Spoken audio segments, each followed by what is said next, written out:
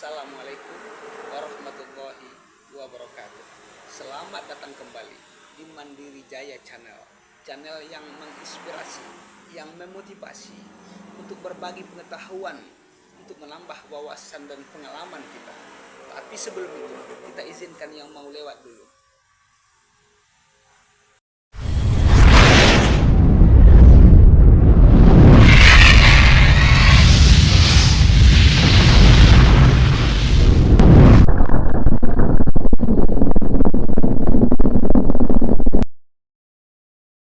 Ya, kembali lagi. Sekarang kita akan membahas tentang penghasilan. Sini kita akan terangkan ada 3 jenis macam penghasilan. Yang pertama, penghasilan seseorang yang didapat dari active income.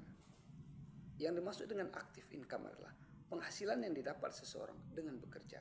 Jikalau dia bekerja, dia akan mendapatkan penghasilan. Tetapi jikalau dia tidak bekerja, maka seseorang tidak akan mendapatkan penghasilan. Seperti contohnya pegawai di perusahaan, dia akan bekerja di perusahaan tersebut, dia akan mendapatkan penghasilan bulanan.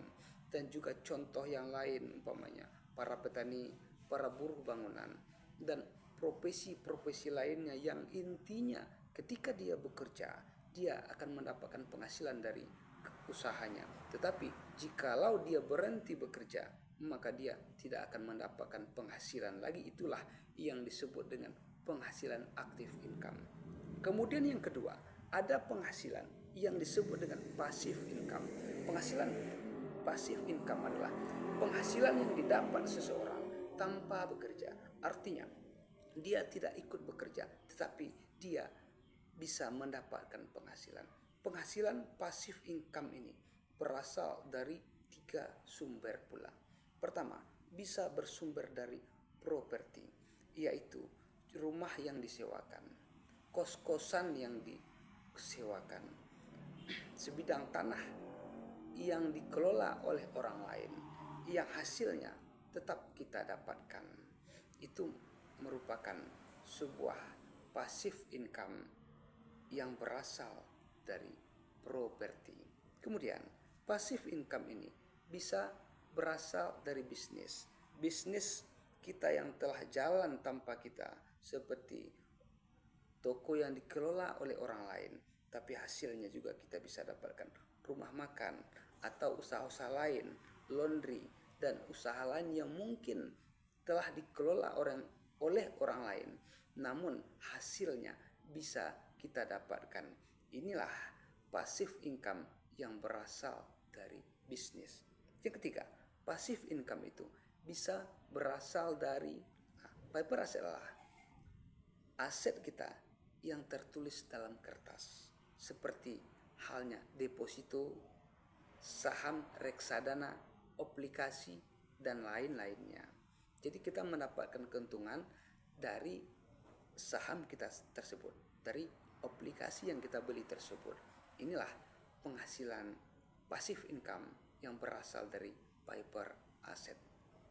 Kemudian yang ketiga, ada penghasilan yang bersumber dari portfolio income. Penghasilan yang bersumber dari portfolio income ini maksudnya adalah penghasilan yang didapat dari kenaikan harga aset yang kita miliki. Contoh, tahun ini kita akan membeli sebidang tanah 100 juta. Maka tahun depan harga tanah yang kita beli tersebut naik menjadi 150 juta. Artinya kenaikan 50 jutanya tersebut adalah penghasilan kita yang berasal dari portfolio income. Contoh lagi, kita membeli satu rumah seharga 50 juta pada tahun ini. Untuk tahun depan naik menjadi 50 juta. Maka penghasilan 50 jutanya itu termasuk dari penghasilan dari portfolio income. Sekian, dan mudah-mudahan ada manfaatnya bagi kita, menambah ilmu pengetahuan untuk bisa kita pergunakan dengan sebaik-baiknya. Sekian, wassalamualaikum warahmatullahi wabarakatuh.